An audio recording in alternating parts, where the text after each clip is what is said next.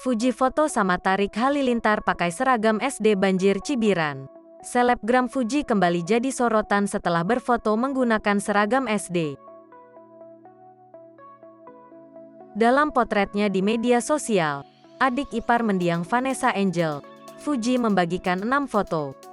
Selebgram Fuji berfoto bersama kekasihnya Tarik Halilintar.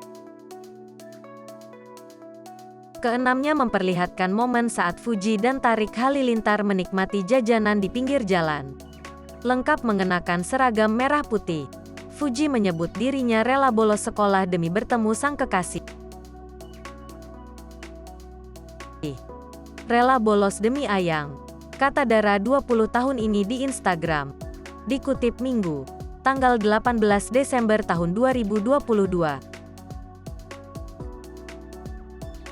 Penampilannya itu langsung saja menyita perhatian netizen. Banyak dari mereka yang menyoroti sepatu yang dikenakan pacar Tarik Halilintar tersebut.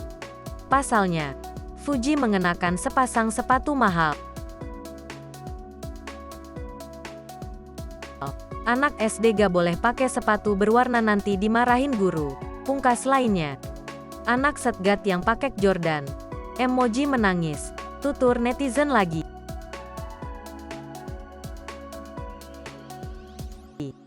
Sepatunya Jordan ke sekolah, sahut lainnya. Gak ada anak set pakai Jordan T, kata yang lain. Si adek set koud pakai Air Jordan sih, komentar warganet.